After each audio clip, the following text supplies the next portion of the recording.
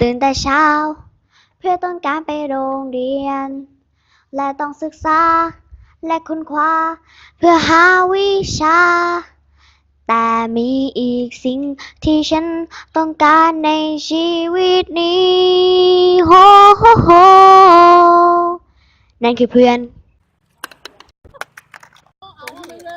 โอ้ยเจ็บจังเลยนี่ฟุตตี้เราอยู่กันที่ไหนเนี่ยน่าจะโลกมนุษย์ละมั้ง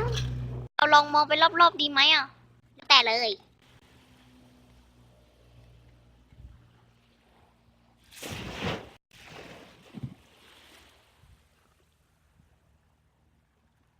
นี่มันทะเลนี่นาที่เขาบอกว่ามันมีฉลาม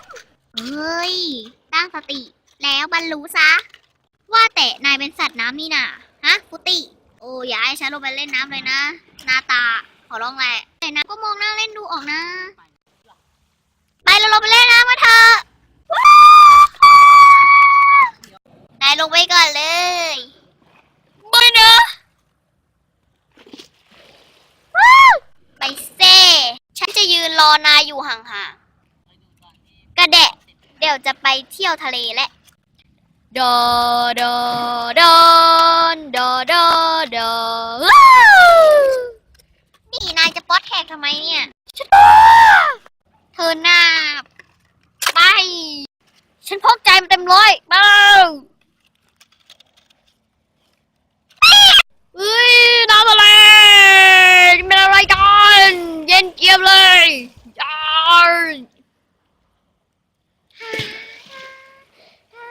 สนุกกว่าที่คิดนะเนี่ยอุ้ยช้าไปบ้างเซ่แล้วด้วย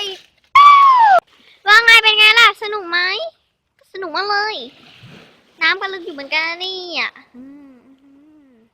ว้าวดูเซ่ว้าวดูสิสวยมากอดทนเวลาที่ฝนพรำอย่างน้อยก็ทำให้เราได้เห็นถึงความแตกต่างเมื่อวันเวลาที่ฝนจางฟ้าก็คงสว่างและทำให้เราได้เข้าใจว่ามันคุ้มค่าแค่ไหนที่เฝ้ารอนี่เราว่าวันนี้มันก็เริ่มมืดแล้วนะ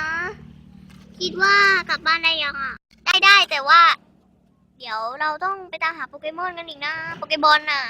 อ๋อใช่งั้นเดี๋ยวเจอกันคลิปหน้านะเดี๋ยวตอนหน้าพวกเราจะมาตามหาโปเกมอนเย้